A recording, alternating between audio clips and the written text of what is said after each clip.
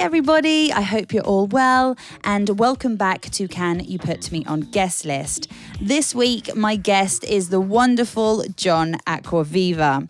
John is such an incredible person. We've known each other for quite a few years now, and every year I've interviewed him for different platforms. So when I first launched this podcast and I was sat writing out all of the guests that I would like to interview, John was at the top of my list. So I'm so happy that we finally made this happen a few weeks ago here in Ibiza. If you haven't heard directly of John Acquaviva's works, the chances are, whatever your involvement with electronic music is, that you'll be aware of his work and influence within the electronic music community.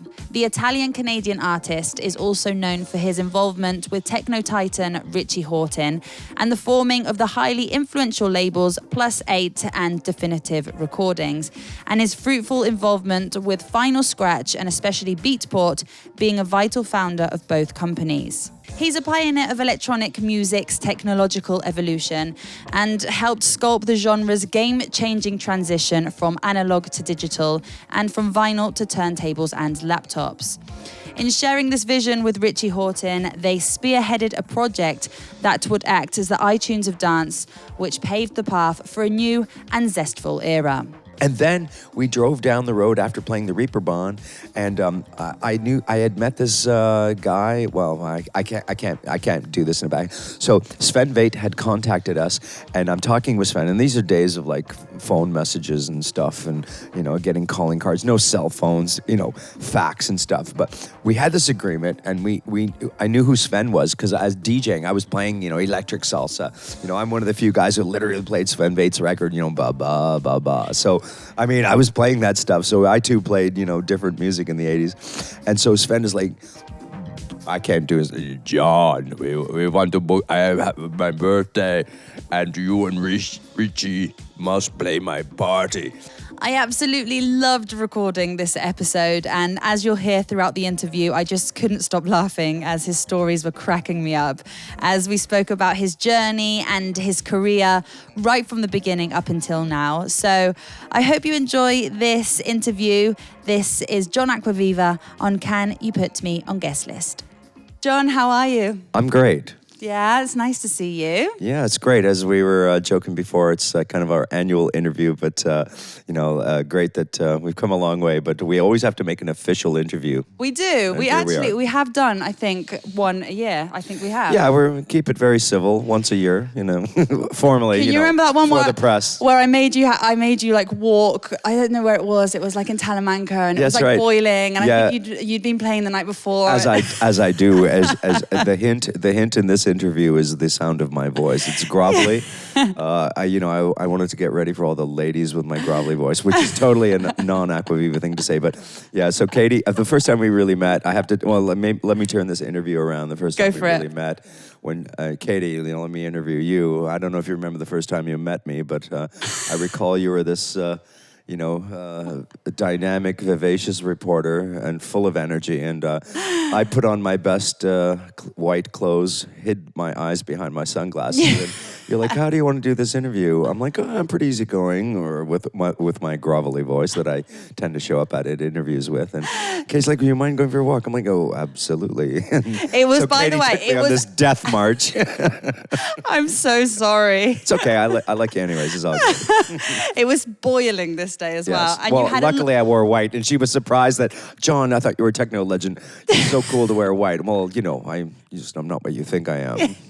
And it was long sleeved as well. Yes, I remember it was a long sleeve white shirt, and I was like, poor guy, I'm taking him on this hike around Ibiza. I don't think he slept much. I think it was a test. I think we were testing each other, and we were. I think we got along. We fine. Were. So we passed each other's test, and now we can be honest with each other. So because obviously we're just saying I have interviewed you so many times, but in this podcast, everybody that's on has all the interviews are like a specific angle. So it's always been about a specific topic. And then when I was preparing for your interview, I was like, John has just done so much. There isn't just one thing I can ask him or one thing that we can talk about. So I kind of wanted today to kind of start from the beginning with you and just kind of go through the whole journey. cool, and it's. I think it's interesting because our current generation, when we look at it this decade, we have our memories, and a lot of our memories are the most immediate memories. So and so I'm happy since we've had a lot of immediate memories, you and I together. I'm happy to share maybe some things you didn't know about me or other people. Before you were doing bad things before you came here. Or no, not bad things. We lived fun. here. We were living here and living our lives and doing our things here. Yeah. So so where do we start? Like day one in Ibiza kind of thing. I think even before that, Well, you were born in Italy, right? Yeah, I was born in Italy, so I'm from the Mediterranean. I had issues in Italy where I immigrated from Italy, and then when I started becoming successful with Rich and everyone at Plus 8, I was invited to Italy. But it turns out that having been born in my year, which I won't mention, but a long time ago, I was supposed to serve 2 years military service, and so I'm like, well, great, I'll just call the government, going, look, I'm a Canadian citizen now, but I was born in Italy. Is it going to be okay coming to this country to do this gig? And I couldn't get a waiver saying that they wouldn't stop me at the border and make me serve 2 years of military, which is not sort of what a DJ wants to do in the prime of his career. And so I'm like, shit. Okay, so I didn't go to Italy. So Speedy J and Rich became very successful in Italy, and we became successful internationally. The one country I was born in, I had nothing. Luckily, this country called Spain, I was invited, and I did the feature set. Yes, I used to do those sort of events. The second Sonar, I was the DJ headlining with Orbital at Sonar 2, and Spain was like, who is this Acquaviva guy? We love him. And I'm like, I love you, so forget Italy. So kind of I felt like, I was adopted by Spain. And for those of you listening, I've done a lot of gigs. So people when they see me, John, I remember listening to you, and, you don't play as often. Well, I love Spain. So, but I really covered every corner of Spain. So, have a special so connection. that's sort of my start with sort of, my birth, who I am, growing up in Canada, but I really feel culturally European. And even though I say European because I'm Italian, but Spain adopted me, so therefore, thank you, Europe, and thank you, Spain, because we're like cousins, our cultures, right? But if you go to Italy now, everything's fine, right? Yeah, it took me, after you don't have to go to 35, it took me 2 years to fix it, and now I have dual citizenship because so now I do go back and do some shows. But I didn't connect with Italy. So unlike some of the other guys, I love music, and I love being part of a group. So I've never been driven to be an icon, and I love my friends who are the top DJs, but I've always been a bit of an iconoclast. I'm happy to be part of the world, and I still view it DJing wise. If people see me, I'm always kind of awkward. I'm not. I might seem disassociated compared to other DJs, but I come from a world where you have a good club, a good crowd, and a good DJ, and it's not about me. You don't have to watch me. It's not going to church or a rock concert or a big rave where everyone stands facing the DJ. Dance with each other, have a good time. Just listen to me, please. But I'm not here to be watched. Maybe I'm just insecure and I don't look in the mirror. But I actually my part is listen to my music, and I'll create your mood looking at your faces. But don't ask anything more from me other than giving you good music. It's like a chef. The chef is in the kitchen. You don't have to necessarily watch him. Cook. Open kitchens are nice, but at the end of the day, do we really stand at a dinner and literally stare fixated at the chef all night in an open kitchen? But do you say this because you feel like this is what's happening now? No, I'm just trying to say who I am, but it is what's happening now. Yeah. So I am I'm not, so we'll be careful, and I certainly I love our world. I love being part of this scene, and I'll say it this is where my perspective is, and I think some of the underground people listening will understand, because the underground people, it's not about this idol worship, because we love music for what it is. But the other people, that's also business, commoditizing, and it's top down sort of, and that's fine too. I mean, I've been in both worlds. I've had different phases of a DJ, and also from our participation in the music business. So, same at Beatport, we did it for the love of music, and a lot of us loved underground music, but we also sold all the commercial hits, and I even had a few of the first electro hits that became EDM, and I decided I didn't like it, so I just didn't do it. But, far from me to say, if it's good if you eat at McDonald's or at a family restaurant. I tend to choose the family restaurant. I will tease my friends who eat at McDonald's, but I personally don't eat at McDonald's. When was the last time you had a McDonald's? Oh, man, yeah. I'm getting old. I can't remember. I will. I'm stubborn. I do stick to my principles. Unfortunately, a few times I've had to have a Starbucks coffee, but as an Italian, that's anathema to me. You know, it's a terrible espresso. But that's a wasteland in North America. So you know, yeah. So did you grow up around music when you were younger? Yeah. My early memories. When we immigrated, I remember. I think my mom brought probably 40, 50 45s that she had bought. We bought a small portable turntable. And I remember when I was alone, because my parents, you know, had to work the life of immigrants. My mother cleaned hotels, my father construction, and maybe watching TV. And I would play these records. And then when I could, in my early grades, I started buying 45s that I heard on the radio. And I loved happy music because I wanted to be happy. So this is in the, you know, growing up in this, coming out of the 60s and the 70s, I just fell in love with the dance music. So, I mean, I love, and some people have heard me play, even though I got recognized for techno. Techno is like, you know, it's like eating an array of food. So techno's a main dish, but I was DJing before techno, and I love disco. I mean, I don't mind blowing people's minds, but I like making people happy. I like going to a club with good-looking people. And what's wrong with that? Like, you don't need to be so cool that you make people, like, you know, twist their brains. Like, you know what? You're such a happy person. I feel happy when I'm around you. I think you are a person that I work hard makes to be people happy. Thank you, but I work hard to be grouchy at the same time. I do like to poke the bear in there. But no. I mean, at the end of the day, I do it in jest because, like, you know, let's not be so serious and so vapid. And so, like, you just admit it. It's okay to be aggressive. It's okay to be, you know, there's a time and place for everything. Yeah, but let's definitely. not be so damn serious. And that's also the same thing as, like, sometimes I'll go to techno events, and at least some of the techno people are wearing more than black. But, like, black is a punishment in the daytime, people, so don't be so damn techno. But, you know, like, let's be real. Or you can sweat, and it's not my problem. I'll sweat in my white clothes. You know? Exactly. my colorful clothing. Well, somebody makes me hike up a mountain. Which is why, for example, like, sometimes I don't do a lot of official photos, but in Ibiza, my favorite photos are when I'm taking photos in the oleanders and stuff. It's okay to take photos with flowers. Like, I like flowers, you know? Like, sorry. I love that. You know, it's okay to admit that you can Of course appreciate flowers. It is. Great. And that's why we get along. Yeah, exactly. That's why we're friends. And we're feeling quite colourful as well. Yeah. Nice, like, your flowery shirt. Then next year we'll take it to the next level. We're going to videotape and people can see what we're wearing. Oh, yeah. We'll do that next time. I think we're a good match. You should see what we're wearing, but we're not going to go there. Okay, so when you were growing up, did you always know that you wanted a career in music? I didn't always know that I wanted a career in music, but I knew for damn sure that I loved music, and I kept buying records.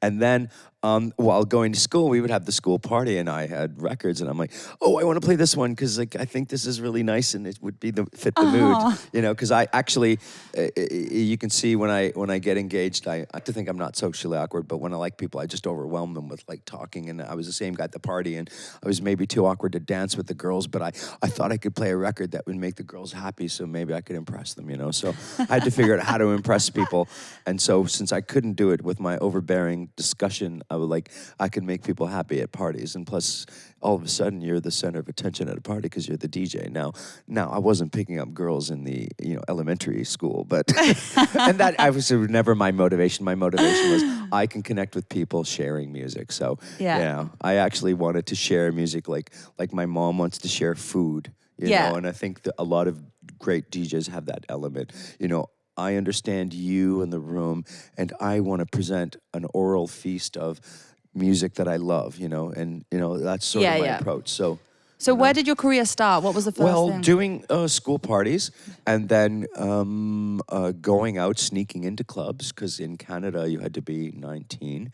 But I was doing parties, and I grew up near Toronto, and Toronto and Montreal were some of the great club cities. Historically, especially the British magazines went to New York and found those guys, and there was actually a thriving scene in Florida. There was a Chicago had its scene, but our scene was very good, but it wasn't as publicized. But I come from a school of 3 guys who were great DJs working the first super clubs of Toronto. So before government, that club, one of my friends worked at the original government, and opened in the late 80s. And before that, there was a club called the Copa that was about 2,500 people. And um, two of those DJs were part of my group of four DJs over 20 years in my city of London that worked in this discotheque called Notes. I was the last of the four, but my friend Joe Bodner, and this is something kind of funny, and I'll tell a little secret of like I was never a struggling DJ because I come from a thriving DJ culture. In 1982, my number one DJ at my club, and DJing was like football. You're number one, you play all game, you play all night, and you play all week. You don't let the number two guy play. It's not like now. So again, older DJs, you hear the stories of like, yeah, I used to play all night, kid. Like, you have no idea. Yeah. Well, this is my sort of like, let me tell you, who's your daddy kind of, let me tell you something. Yeah, I used to play all night. And so even though I got doing parties, at 18, I became the backup to the best club in town. I was like 1981. But my number one guy would never let me play, and then he knew he was leaving to go to this club, and he was making like over $2,000 a week, which is actually wow. So yeah, actually, DJs weren't making money in many places, but in Toronto, the top guys, and one of my friends he was making over $100,000 a year. So trust me, I didn't run off to join the circus. I was making really good money as a DJ, even though I come from a very working class family. So he let me start a Monday night. It's like, no one comes Monday, kid. You can finally play in public, and there's no one coming on a Monday. Within a few months, I had like hundreds of people coming because I was playing new music. Kind of like how every scene starts, right? Because he was playing soul and funk at the death of disco. And I could play soul and funk. So on the weekends, I was playing soul and funk for people who are in their late 20s. So an 18-year-old kid playing for these people who love music. So it was a disconnect because I was also a bit of a new wave guy. But I developed a brand new night that was hugely successful like that. And I ran it for 8 years, and I was making a lot of money from that. And that's where I always played new music, which is, 1982, I became the number one DJ. And the other DJ, the club was called RPM. His name was Terry Kelly, which became Government, which is one of the all-time great clubs in Toronto. And he, too, was one of the great mixers. So these are the guys from my school. And it's important, for an artist or an athlete, what school or what training. So I come from a very unknown but very gifted school of mixers, and Amazing. Turned out to be, being the youngest sometimes as it happens, I turned out to be as good, if not better, than my masters. Yeah, that's wicked. So there, I've not really told that story, so it was a long one, but that's that. kind of cool, and that's really the origins of clubbing. So I came from a hotbed of clubbing before it was, the worldwide, and I'm like, well, I don't know, I thought the world was going to be like this. In Europe, kind of had it, so when we came here, I'd done 8 years, and even though I got famous for techno, I'm like, let me play your club, give me a chance, and I became a pretty successful club DJ in Europe. Yeah, pretty. I would say that. I'd say pretty successful. I booked a few gigs. Yeah. So when was the first time you came to Europe? So the first time we came to Europe as DJs was 1991. I had met Rich Hawtin in 1989 in Detroit. Got to know a lot of the Detroit guys. We decided to make our own label, called it Plus 8. And we did 3 records in 1990. And States of Mind with Rich and I, and then I produced the first Kenny Larkin. And then we did Cybersonic with Dan Bell. And Cybersonic became a big rave hit, a big techno hit. And we got invited by Fierce Ruling Diva, these guys in Holland, to do a party in Rotterdam, and their boat party. There was a famous boat party, and Fierce Ruling Diva, these 2 lovely guys, they were lovely. So we stayed at their house, we did their boat party, and we did this crazy event, and things happened really, really fast after that. So I remember landing in Belgium and then driving up to Amsterdam because we had to take the cheapest flight, as it still happens this day. Yeah. With DJs, like cheapest flight and take a connection, and but that's the price of getting connected and playing. And then that year we ended pretty strong. We were invited to Berlin Independence Days. We did the birth, and this is also, so we did a really big tour. We did a few other things, but in November we did a tour of Germany, and we did Berlin Independence Days from the guys who became Low Spirit with West Bam. We quickly followed up doing the first May Day event, Save DT64, which became the May Day Festival. after Berlin, we went to Hamburg and played on the Reeperbahn. So anyone with a sense of history, I'm like, holy shit, I'm playing the Reeperbahn. Didn't the Beatles play the Reeperbahn? There's something cool here going on. We show up at this record shop in Hamburg called Container Records, who went on to be a great distributor, and they had our logo on their wall, and we autographed it, like me, Rich, and Speed. I'm like, holy shit, like there's something, like I can't believe that these people like our records. I thought we were freaks, but there were freaks in every city who were like motivated by this techno. And then we drove down the road after playing the Reeperbahn, and I knew I had met this guy. Well, I can't do this in a bag. So Sven Väth had contacted us, and I'm talking with Sven, and these are days of like phone messages and stuff, and getting calling cards, no cell phones, fax and stuff. But we had this agreement, and I knew who Sven was because as DJing, I was playing electric salsa. I'm one of the few guys who literally played Sven Väth's record, ba ba ba ba. So I mean, I was playing that stuff. So I too played different music in the 80s, and so Sven is like, I can't do this. John, we want to book. I have my birthday, and you and Richie must play my party.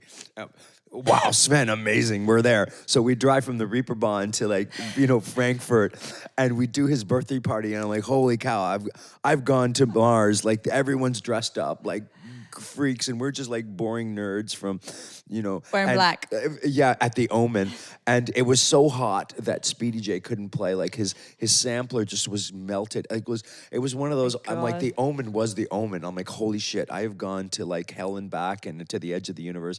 Sven is like, I thought in my mind I thought I was crazy. In reality, that was off the hook. But the funny thing is, the typical Acquaviva is like, we play all night. Okay, we're going to drive. We're going to get there early, and we're going to check into our hotel. So, of course, even to this very day, riders are not easy to come by. A DJ, you get a rider and someone's not there. So, Sven, I love you, but let me throw some dirt on you, buddy. Because so we show up, and I'm like, all I have is Sven's contact number, right? What am I thinking? We drive all the way from Hamburg. We're dead tired. It's like 7 o'clock in the morning. 8 o'clock in the morning, we pull up to the Hauptbahnhof, the train station, and it was like really seedy and red light district in the day. And I'm like, guys, okay, we're here. I'll just call Sven and I'll find out what our hotel info is. How naive. So I'm calling the number. I go get a phone card. Yes, you used to have to go to a phone booth and have a phone card. I don't know how young you people are, but so I'm in Germany. I can't speak German. I'm in the seedy red light district, which I'm not really afraid of, but like I'm going to a phone booth and I'm calling from a phone booth with time and again. And I'm getting an answer message. Yeah, this is Sven. Leave a message. I'm like, oh shit. And we're sitting there dead in a van. We're sitting there dead in a van, super like, and like we're sleeping in our van. Like, I don't know when this guy's gonna wake up. What am I thinking? A DJ who doesn't sleep like me, like shit. And we probably waited like 6 hours until I'm John. I'm so sorry. Your hotel is just over there. Like, thanks, Sven. We love you. And then the night was crazy, but whatever. And then that night, we had a party that was like 7,000 people in Rome that I couldn't go to as part of my earlier story because that was when you couldn't get there. So I stayed alone in some dirt bag hotel in Frankfurt while Rich and Speedy played for 7,000 people and became famous, and I lost my opportunity. But I've had so many heartbreaks in my life, you have no idea. I'm sorry to complain. My life just went down the tubes starting that November tour. That night. Yeah. That was the one. And it's all Sven's fault and Italy's Sven. fault. And who else can I blame for my poor career? Richie left. All you Rich, they all abandoned me. All you people, I made it despite you, man. Look where you are now, John. Look where you are now. I thought you people were my family. Sorry, and I've just dropped a bomb on Sven and Rich.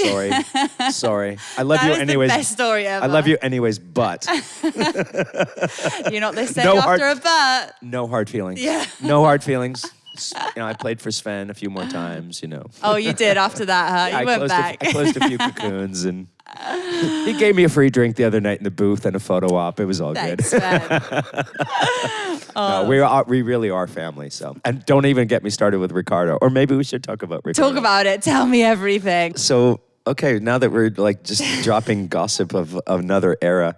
So then we really kind of connected, and I did a few small parties, and even though techno, I was like pretty overwhelmed at the intensity of the techno, and I really liked playing smaller clubs. So I got a few chances to play some clubs in Western Germany. I was doing regularly this club called the Rote Liebe in Essen, and then I was doing parties in Wiesbaden and Darmstadt. And I think after one of the first parties I did, I started working with Heiko Anata from Low Soul, who went on to do Robert Johnson. Heiko passed away, one of the first dear friends, because they were all at the Delirium shop in Frankfurt, where Roland Lesker, who went on to start Get Physical. Roland, I would fly in the morning, have coffee with these guys, and we'd buy records. And then there was another guy who was throwing parties in Darmstadt.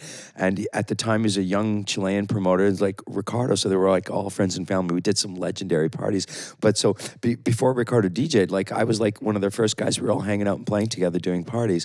I would sleep at his house, and he would always, and he was like a lot like Rich, where it's got to be different. It's got to be that new experience. It's got to be, but it's still for the love of music, And Ricardo is that guy, but we all shared that. So we would do a lot of parties, and so and even people today when they see Ricardo and I, like they don't know that history. And sometimes, we were at one party where I hadn't seen Ricardo in a while. I've been hanging a lot more with him, and Ricardo's just like, stop kissing my hand. I'm just talking to John, so for an hour, because it's funny because people pay privilege to him, and they're like, what does he do? Like some people are like, what the hell is Ricardo talking to that old guy for?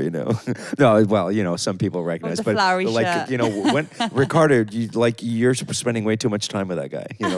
I need to. Do you know who that guy is? It doesn't matter. No, it's more. Well, I had to say it because you understand, but I didn't mean that in a bad way. But it's like when you see old friends, it's like you're in public, it's like, sorry, this is like I need to give me some slack. I'm just like, leave me alone for a bit. So because you don't want to be rude, but then when you don't see each other that much, so we have that kind of relationship, which is really nice. And those are all the early days of those first parties. Set those relationships. Just like we were talking about when we met, and when someone's in the industry for a while, you kind of remember those first times, and you evolve, and you have your moments, and you have your work times. And but here we are, and it's part of. I think it's important to bond over these things, and it's funny, your first impressions of people. It's funny how they're kind of still what keep you there. First impressions really are usually correct. Yeah, definitely, definitely. Yeah. So, well, especially going back to first impressions, if Sven left you hanging that day. That's why I said I love him anyways. I am kind of passive aggressive, but deep down I try to be nice to people I think I should like. Yes. Let's talk a little bit more about the business side of things. Sure. So, what was your first business in the music industry? Wow, my first business was I was even though I was DJing full time at a club, I would work part time at a store ordering all the dance records. So I'd work one day a week, order the records, and then also get my discount for working one day at the store ordering my records. And so when I did the first Plus 8 records, I put my family home number, my parents' phone number, and still to this day, the early Plus 8 records have my parents' phone number. Yeah, and I remember buying a fax. So my office, well, that took me a few years later. So the first records, I had the fax of the record store. So when we did Technarchy, the fax machine started getting faxes making offers for this record. And so everyone at the record store is like, John, because they like a lot of people in my city weren't really into dance music. They're like, I know you made that record, but like, holy shit, you're getting like these faxes offering you money. And the kind of a little jealous, a little confused, a little like, you're just that crazy guy who works one day a week, and you're that club guy, and you're that intense, weird dance guy, whatever, there's no, I just kind of like, it was coming from another world. Like, this guy in a small town is getting requests from big companies for licensing his weird record, So I'm like, sorry, but luckily the owner, Sid Atlin, lovely guy who built a whole chain of stores around used records and then specialty things like dance music.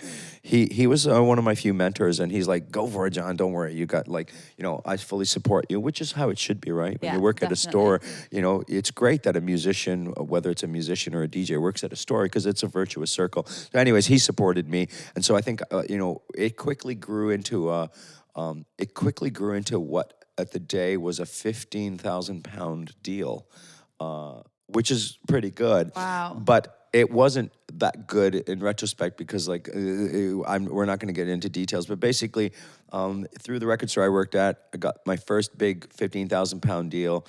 I had no real idea about record contracts. It wasn't a good contract, but I needed the money, and we made the best decision we could with Rich and I. And we took the money because I needed money to press more records. So, and then it turned out that this track sold hundreds of thousands of, if not millions of compilations, and we barely got more than 15,000 pounds. So the guy fucked me, and it was a guy called Mel at Champion Records. He fucked a lot of people. But I confronted him at the end of the 90s. I'm like, I'm here for a long time. You shouldn't have fucked me. Well, I don't know where he is now. Well, there we go. He's probably in a grave. He was older, but whatever. I have no sympathies or remorse because I think our business, just because you've been fucked and you've come from an abusive relationship, which is what a lot of music is, doesn't mean if you know you've been fucked, you don't have to fuck the next person. And I think that that's wrong. So, and that's something that I learned. Just because I got screwed and then I learned the tricks of the game doesn't mean that I had to screw people. And I think that that's a big part of our reputation. A lot of people, also the stories of Ibiza, they're funny, but there's a lot of dark stories here where, people came and they get crushed. And that's not the person who I am. Like, if I see that, then I'm now strong enough. With my history now, I just don't allow that in front of me. I just won't let that happen. Yeah. Or, I will. Otherwise, I don't care. I'm pretty easygoing unless... and people who know me, I am that serious guy. If I get pissed off, I don't look for troubles, but I also say I think this is wrong, and we have to stick up, for each other because otherwise that's your character and your responsibility. So without getting into the details, I'm tougher, and I think I'm smarter for it, and I also, you have to stop that. And that speaks to everything, right? If you know better or you can do better, then do better and don't fucking use an excuse, to do the same bad things that happen to you because that doesn't make you any better. Yeah. And otherwise we would all just be screwed. Yeah, so Ibiza is that crucible. People come here, they get crushed, and the people who work here, you get crushed, and some of the people on the island, some of the clubs, it's eat or be eaten, Oh, I know. And so Yeah. So just going back to what we were speaking about at that time. So you were working at the store, you were DJing. Yeah. Were you traveling the world as well at that point? Or were you just starting 1991, we started traveling. And so not like my time. 3 times, this month I went to Europe and South America 3 times each. So I went a handful of times. Yeah, Rich and I really did explode. Yeah. We were part of the vanguard of the international DJs. So yeah. We were traveling a ton. I pretty much quickly quit the store because that was the least. I didn't need record discounts anymore. I didn't need record discounts. I made very good money, but the whole thing is being part of the community. But I already started withdrawing from my city, and I pretty much had given up the club because I had been there 8 years. I was kind of burned out when I met Rich. Yeah. I literally, lived acid house.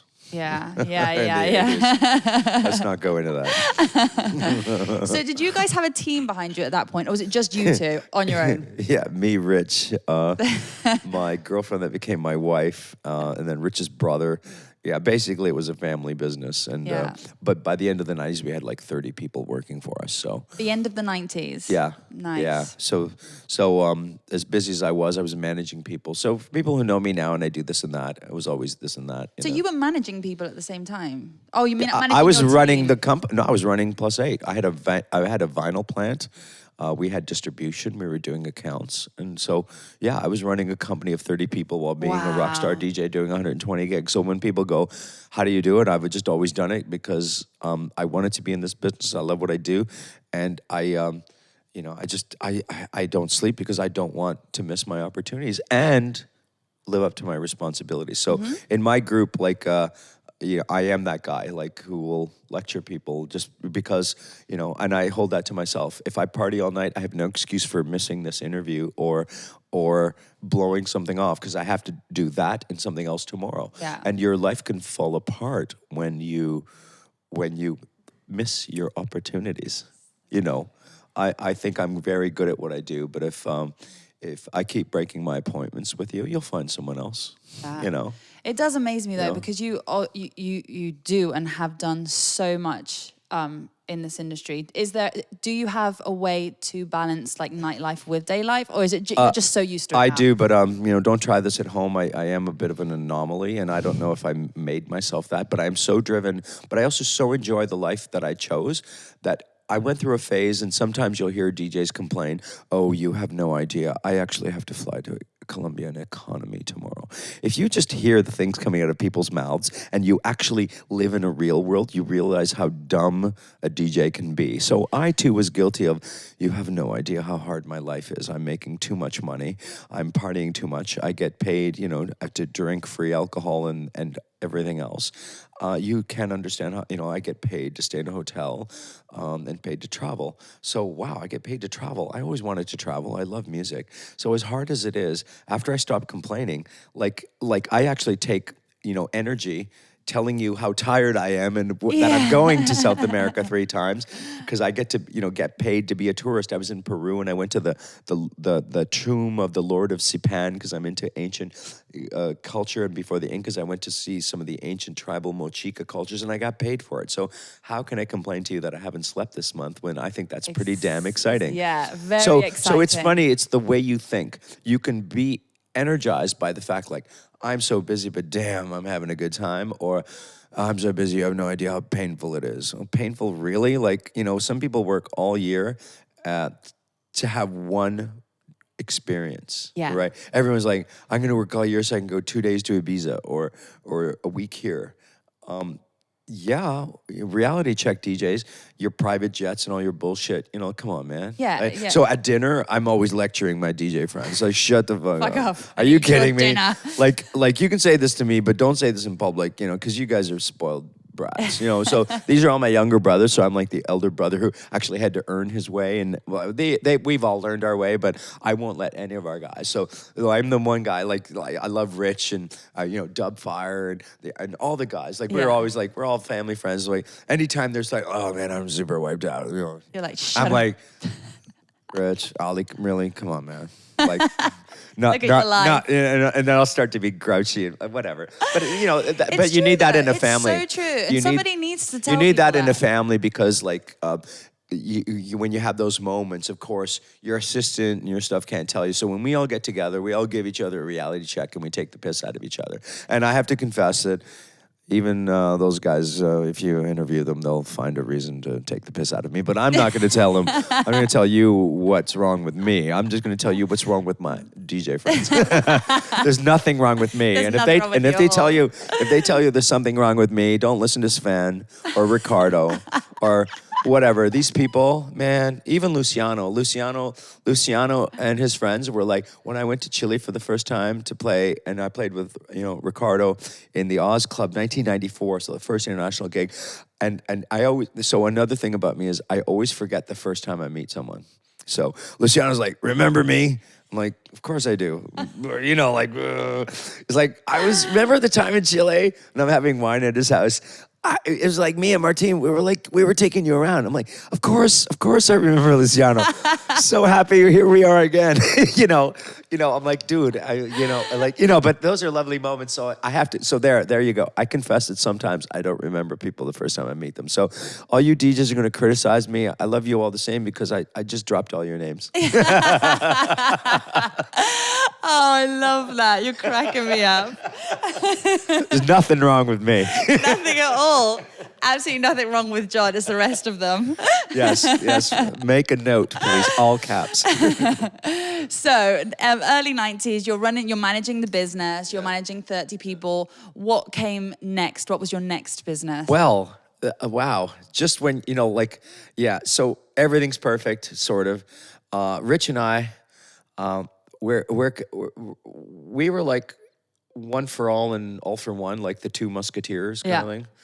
And we realized, as perfect as it all was, we just couldn't be 50-50, you know, because and I'm very strong believer in like owning copyrights and publishing, and basically I made half of Rich's money, but then he made half of my money, and we made, you know, we each built something.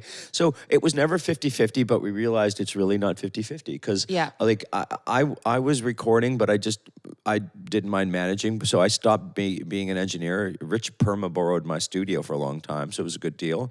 He turned out to be a pretty good producer at the end of the day, and a pretty famous techno guy. So actually, it was really tough, and I'll say it honestly that. We decided to split up, a very amicable split up. So the first divorce I had in my life was with this guy called Richie Hawtin. And we split up amicably, but it took me a long time because I'll be honest with you. I'm like, I felt that, you know, I'm the guy who built Plus 8, but he's the guy who embodied Plus 8. I like to think at that time, and still to this day, I tend to be a bit more wonky. Rich is great, but I'm just sharing my personal thoughts on that. You know, I thought I built the company and managed the company, which, you know, I think he'll admit to. But darn, like, this is the first thing that made me internationally renowned. I was renowned as a DJ, but maybe nowhere near as much as techno because I didn't like techno all the time. You know, I don't eat meat every day, so, you know, I don't like to play techno every night. Yeah. And so it took me a long time to sell him the half of the company that I built. Yeah, of course. So stupidly. What year is this, by the way? Sorry. 1999. 99. So each decade, you know, it was a great decade, and it was so good that we just, you know, like, but it's going to be different, and the world changed. So DJing was clearly successful. I was actually working more than Rich, so I was making very, very good money. So stupid me. I sell Rich 50% of Plus 8, and just like in a divorce, you know, you take the kids and I'll take the dog. Well, I took the dog. I took the vinyl plant. You know, vinyl is dying, and I fucking take the vinyl plant and I give him the Plus 8. So John Acquaviva is officially. I mean, so clearly, like, Rich and I are brothers. So Rich, you know, I am Plus 8. I just don't make any money from it, but, you know, not. So he's Plus 8, and I own a fucking vinyl plant. And at the same time, I discover Final Scratch was going to kill vinyl. So how conflicted am I? So, you know, I'm king of the world. I'm making very good DJ money, which allows me to support my business ideas, needs, family. But I've sold the biggest asset I ever created, and I don't know. You have to be honest. I don't know if I'm ever going to do anything again. I discovered Final Scratch, but I own a vinyl plant. Dealing with the vinyl plant, still managing people, and it needs money. And I'm thinking, you know, it's a long story. But basically, it turned out okay because my mantra became managing the managers because I was still managing people. But the best money I was making was as a DJ. And the people that you were managing for what company was this? This is so my vinyl plant was called Acme Vinyl Pressing, which is actually very funny if you watch the Coyote and the Roadrunner cartoons. Okay. Because the Coyote would always all of my company names are very funny, or so I think. And so, because I for those who I really have a you know, a very tongue in cheek, a very double entendre sort of personality. I do speak in riddles. So the Acme record vinyl company, Acme in Greek means the best, but it's also what the coyote who tried to kill the Roadrunner all the time, he would order things from the Acme whatever company because he would order the best of something to trap or kill this damn bird. And he would always fail. So it was sort of like one of those, you know, parodies of, you know, I still had probably a dozen people at the plant. Yeah. And that was down in Toronto. And it was a tough one because working in a factory is tough. And I had some friends, and it cost me a few relationships. Like, so, yeah. And that's, the people and characters are totally opposite. So that's the thing when you do a lot of things.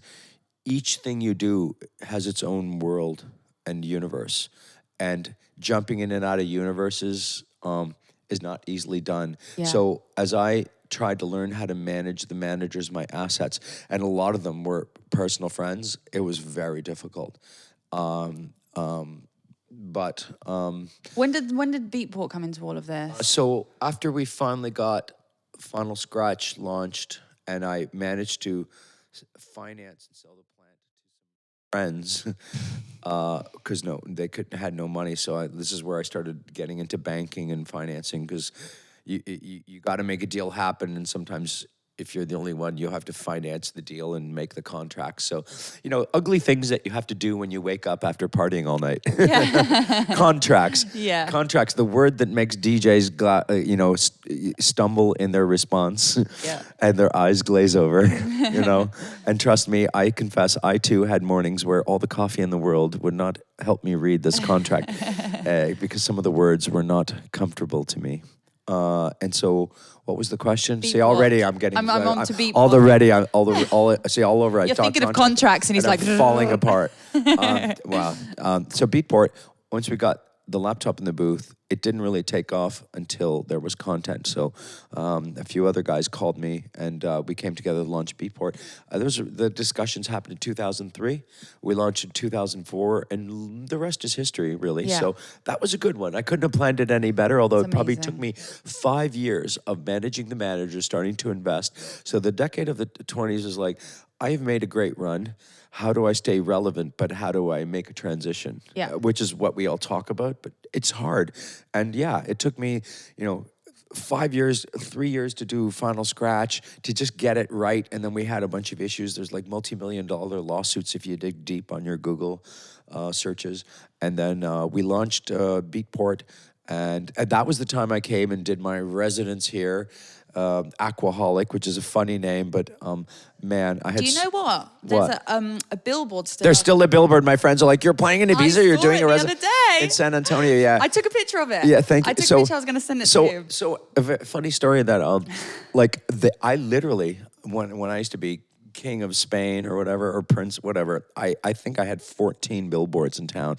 Privilege promised me the world. They gave me 14 billboards and nothing else, but I had to pay for everything else, and I still have one to this day, so I guess that makes me a staple of Ibiza. So all my friends are like, John, I thought you were like slowing down. You're doing a residency. I'm like, no, what are you talking about? That's exactly what happened to me. I was stuck in traffic the other day, and I look out the window. I was like, John's got a residency again this year. And I was like, no, this is a really old billboard. I love that, though. It's still there. I got nice. a lot. Well, It's still there. Maybe it's a sign that there's a comeback. Literally.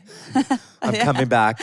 He's back. Like the fat Elvis in Vegas, I'm the fat Elvis looking to make a comeback. Hey, everyone, I need a residency. Let's do a crowdfunding campaign because I need a big budget to pull off a big show. There's no other billboards that, they're all updated every year, which is why it's cool, and I like seeing it there. I think I have a patron saint or a patron fan in town who's like, I love John. I'm never going to take this billboard just pays down. it every year. So thank you for my fairy god guardian billboard person. So where are we at now? Wow. What year is it? We are, let me have a think. We're in 2019, I believe. Kill me now. Well, it's funny. So yeah, it's the end of a decade. Yeah. And I think a lot of us, it's relative to the world we live in. So we do live by our calendars.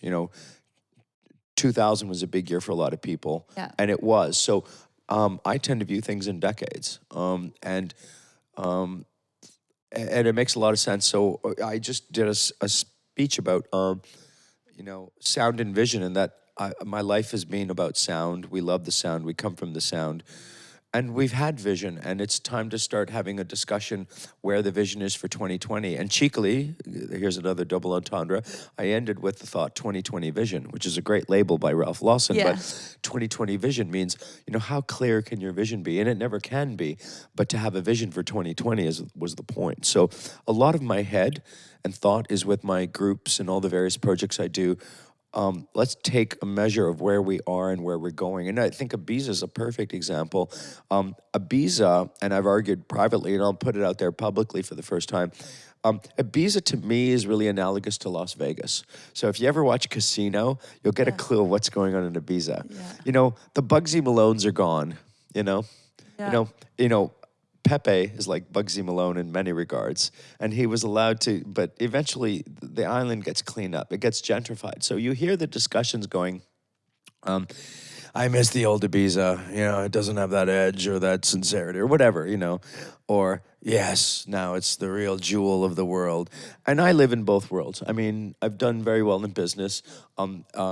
we're not going to announce where we're doing this interview, but I do live in here, and I don't live in a posh place. So I like to have one foot in reality and one foot in the future. Yeah. So I have friends on both sides, and so often as I joke when I earlier about arguing with my friends, I will always argue one side or the other because I'm not about development at any price or any cost. I'm also not about living in the past. So I'm not going to be an old guy going, man, it was so much better in the old days when we used to, that's a lie.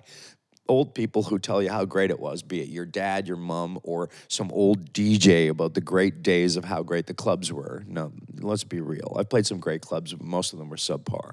So we've never had it better, but let's not be idiotic about how we just lose the plot. So I'm fine. I live in both worlds, and it's not for me to say, but I will call people out for just a thought. So we have a big consideration of where this island is going, where our scene is going. Like if it's about nurturing people up, it's clear that this island, young people can't afford it. Yeah.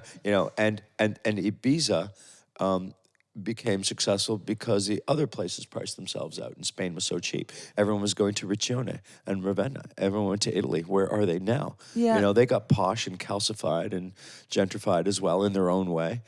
So each place, even the Mediterranean, not just clubbing, but after the war, people went to Sardinia, the Costa Esmeralda, and then the next generation went to the Côte d'Azur. And then the people came, to the Italian coast, and now Ibiza moved on because young people can't come here. So as cool as it is, and Vegas went through that too. So Vegas just had all the old guys go there to die, like Elvis and Celine Dion and whatever, David Copperfield. Even now, Vegas is booking all the top DJs and a little bit of underground. They're having quite a lot of parties going on there, like underground parties. Yeah, because now that this is trendy, like people spend crazy money on tables and stuff, and Ibiza and Vegas do that, and some of the DJs who really have been a bit more of a tighter package, because some of the more commercial guys, like I have friends with all the guys. I have great memories of Tice, and I remember we're at a Pasha DJ Awards, actually that's a funny thing, because like Tice's sweetheart, and he had great taste. So when he was winning an award and he had just become like number one DJ, we were together, and I got nominated for a party because I was doing a lot of parties. I think I might have won or got nominated for one of the best sets or party, and he won like DJ of the year. He was like number one. He's like, John, remember when we first met? And actually, I did remember when I first met Tice. And so I used to hang out with Michel de Haye because we used to do like a lot of stuff with Speedy J, and he used to work at a shop where he was the guy getting us records, and he would give the underground DJs, the techno and the commercial DJs. He had an amazing ear, and I've had records. Being old, I've had Derek. I met Derek Carter at Gramophone, and first time I met Derek, I remember because this guy was amazing. He worked at Gramophone, and he pulled me the best house records, and I bought ton of records. And that same night I did a party with Speedy J, and then I went to a warehouse party with Derek Carter and Mark Farina. Those are the great memories of traveling the world and making friends for the first time. So I do remember some friends the first time I meet them, but those are like, wow, when it's the younger kids. But Derek already is like, he was like a guy who pulled me records, and he rocked the party. I'm like, you're a pretty good DJ. I like he's still one of my favorite DJs. Derek's amazing. So Tice was like, man, he knew us. Like we walked in, he knew what in a minute what we liked. So it's no surprise that it became so successful. Yeah. It's not really my music, but he came up to me, John, remember? I'm like, Tice, I'm so happy for you. That's amazing. Because he got successful in how he did. So the funny thing is we in some of the media, because it's good to have that controversy and stuff, techno, because I think once we were with Steve Aoki, he was a lovely guy, but totally different world. So I'm with Steve Aoki, Rich, and myself. Now, I don't have that many fans, but Steve took a picture of me, Richie Hawtin, and him.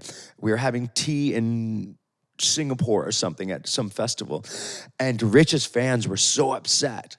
Really? And Steve Aoki's fans are these techno guys or whatever, But Steve is like such a sweet guy. Yeah. But at the end of the day, Steve Aoki, I can't slag Steve. I don't like the music. You don't like the cake throwing. Well, yeah, it's so Marie Antoinette, but whatever, you know. But the thing is, we all have found our way to express ourselves in various ways. And, you know, I can express and explain who I am and why I do things. And I like to, you know, go back and forth. I never wanted to be a star. And these guys have that star quality, and they found the way to do it and the way to express. Because clearly, I can sit here and criticize people for their content, but at the end of the day, a lot of fans like that. So I appreciate people for finding their way to success, and that's fine. Yeah. And in public, I will go to the places I like. In private, there's, you know, these guys are winners, and they're actually really smart people, and they're lovely people. So, there's always something or a lot to like about people. So, you know, I can sit here and cheekily criticize people. There's a reason why people draw and have their crowd and have their space, and that's sort of the whole thing. I don't eat a lot of dessert, you know. I go for more healthy food like veg and fish or meat, and some pop culture I view as a lot of candy and dessert, and that's fine, and that's okay. I don't eat sweets, and I can make fun of sweets, but it's not. I do that in a joking sort of way. So the industry knows everyone, and then you don't have to be commercial or underground to be a dick. There's dicks in both areas. So therefore. You know, some of the names I made fun of a few people, but honestly, everyone I talked about, I think are pretty awesome people in our industry. And the fans can have their arguments, like footballer fans. At the end of the day, if you're a top footballer, yeah, there's a few dicks, but there's a lot of great athletes that are lovely to watch for the way they play. Yeah. So I'm super at peace with that. Yeah. No. I totally agree with you. We've been speaking for 56 minutes. Great. I hope your show's an hour long. Before we finish, I have started this new thing. So the podcast is called "Can You Put Me on Guest List?" Because I just oh my God, can you put me on guest list? Can you put me on guest list? Because I was like, I need to think of a catchy name, and I was like, that's kind of something everyone can kind of relate to. So my last question for you is: can you give us one guest list rule? Oh, okay. Guest list rule is. Yeah, don't blag more than you need to. So in our world, the joke is it's always John Acquaviva +8 or more. So, you know, as those who know me, I show up with my entourage. You know, don't take advantage. Don't take advantage, and if you go, you should go. So I'm like sometimes like I'm on a bunch of guest lists, and I'll really make an effort to go because I still respect the fact that, you know, even in some places you there's only so much space. So my friends, of course, they'll let me in, but it's not fair for me to, you know, I actually still have a respect in that industry should be respected, should get free or, you know, try to get on a list. But, you know, it's a perfect world. You know, there's courtesy and there's taking advantage of. So I'm just always being sensitive to a fair balance. So, but the very quick record is my all-time guest list blag is like, so I'm hanging out with Macioplex, who I haven't dropped his name. I love Eric and Christine, and we're all like super close friends and family. So they're lovely, but I did a last minute on them, which is like, you need to really prepare with them, you know? So listen, I need guest list. And I'm like, I send like umpteen names. And Christine's like, John, you're killing me. I'm like, okay, great. So I show up and I wanted to impress my friends. We're in Mexico or something. I'm like, just say your name. You're on the guest list. Trust me. Like, trust me, I know Eric and Christine, you know? And so like, my friends say their name and they're like, they're not on the guest list. I'm like, they're not on the guest list. I'm like, 4 people try. Shit. Okay. So I'm like, okay, I have to do this because I hate going up. And even though people don't know who I am, sometimes they might recognize the name. And so I go up. I'm like, sorry, I'm just with the group, and it seems my friends aren't on the list. But my name is John Acquaviva. And they're like, let's look. And they didn't recognize, which is fine. I actually don't like to be recognized. I'm pretty shy and awkward. And so they're like, John Acquaviva, +15. So they do love me. They do. That's my all-time record guest list. John Acquaviva, +15. +15. Love that. I'm just bigger than ever. It's not +8, it's +15. Yeah, big time.